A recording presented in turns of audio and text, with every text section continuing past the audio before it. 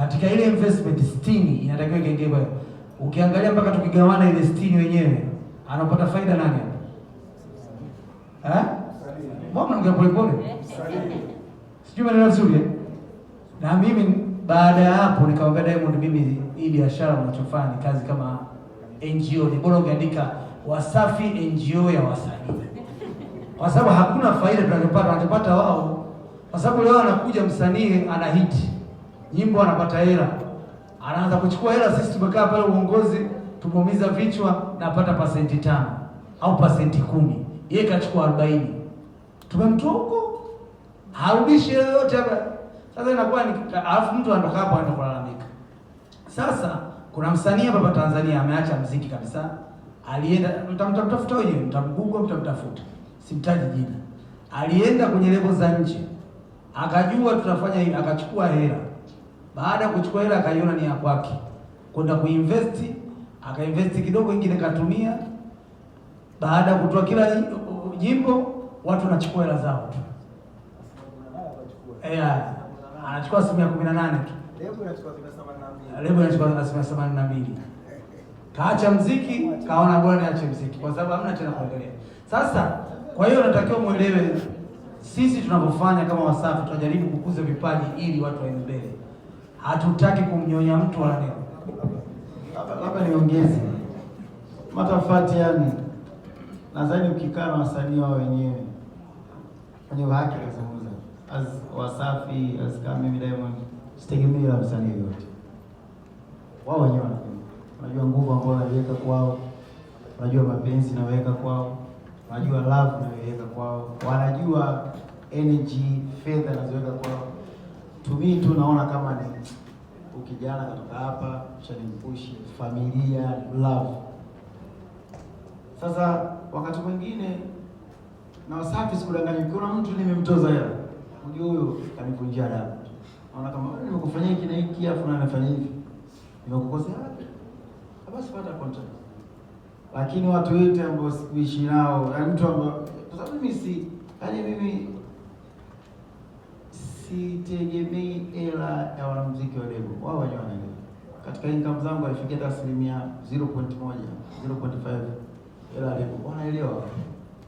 Mimi nachukua ndugu zangu, familia yangu. Yaani hii ni familia yangu. Kama mtu akinikosea naumia na kweli. Okay basi sawa. Na ndio maana unakuta mtu kama Mbosso mimi sitaki kupata shilingi kwa mdogo wangu. Mbosso tumeishi vizuri sana, ana discipline, ana adabu, nampenda. Yaani tumeheshimiana sana. Na sikudanganya kama ningetaka hata bilioni 2 ningechukua bwana. Unajua Mbosso anapata shilingi ngapi sasa? Milioni 50 shoma. Kwa katika milioni 50 kama na 60 pia na maya langu pale milioni 30. Na kiasi usomana na shoma. Kwa maana zile 30 zangu zilikuwa nazisoma. Lakini mdogo wangu mimi nakupenda, tumeishi vizuri, umeniheshimu, hatuja kugombana, hatuja kupishana. Kwa nini wewe sasa hivi ushafikia hatua ambapo unaweza kufanya jambo? Kwa nini kulete roho mbaya? Kama umeamini unaweza kuanza vizuri, sawa. Kwa miaka sasa mimi nakuuliza na kwa basi yeye kuja uko tayari Mbosso kunipa fedha. Kama mdogo sasa nataka nifanye kama mdogo wangu.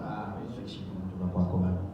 Mimi na tumeishi vizuri. Mambo miziki tu kama Lava hakunifuata kuniomba mimi nataka kutoka.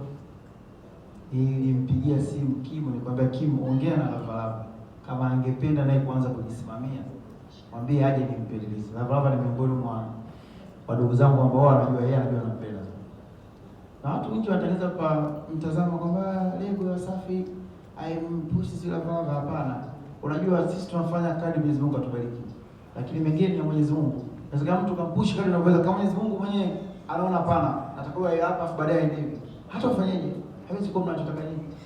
Ni kijana na talent Lava, anaimba vizuri, yani ana juhudi, anaweza creative, anajituma. Nilikuwa naye nyumbani pia jana. Sababu alikuwa na mara nyingi sana watu wasichokijua. Nikamwambia Kim kama Lava pia kama yuko amesha kwa sababu anataka naye pia kusimamia, aje ndugu wangu utampa free release naye. Nimeshaye vizuri. Haja kulivunja heshima Lava, yeye alikosea. Tumeishi kwa kupendana, kwa kubebana kwenye hali na mali. Wakaja Lava, kuzungumza naye kwa ndugu wangu, ninakupenda, sitaki nikuache. Mungu tayari basi kwa nini?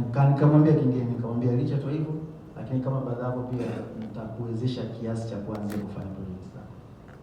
Sio, unanielewa? Kwamba nitakuwezesha kiasi cha kuanza kufanyia project zako kama mchango wangu mimi kwako wewe. Tumishi na baba karibu miaka 8 sasa hivi. Sasa mtoza nini? Joko kujua heshima, joko sana adabu, joko. Sasa wasanii pia hiyo waangalie, unajua ilivyo